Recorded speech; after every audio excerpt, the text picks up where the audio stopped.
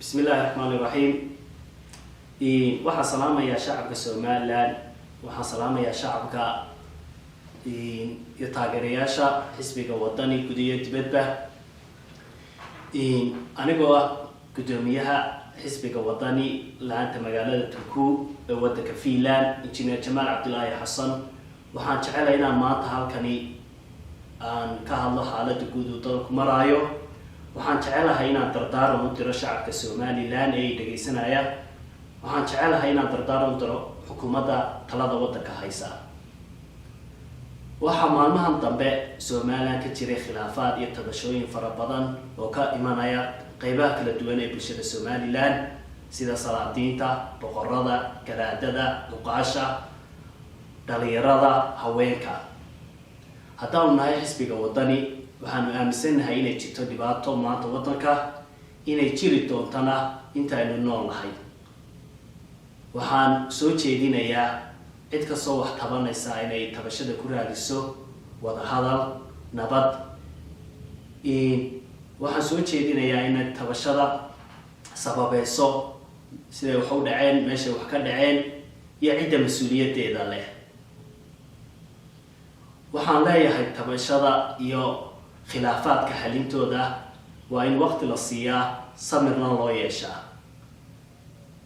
waxaan maanta wax tabanayaa waa xoogii uu qaranka lahaa ee salaadiinta, waa maskaxdii dalku uu lahaa, dhalinyaradii beritooda hoggaanka qaban doontay. waxaan leeyahay oon kula dardaarmayaa wax kastoo khilaafaadka ee tabashada waxaad ku raadisaan si nabada. waxaynu nahay dal soo koraya, shacab soo koraya, waxyaalo badan ayna u dhammaystirnayn sida dhaqaalaha, siyaasadda, arrimaha bulshada, saamqaybsiga. waxaan leeyahay meel kasta ha loo fuulo, geed gaaban iyo geed dheerba. raadinta waxyaalahan keenaya khilaafaadka inagu soo laalaabanayo sidaynu uga bixi lahayn. waxaanan leeyahay wixii la doonayo in la raadiyo si nabada ha loo raadiyo.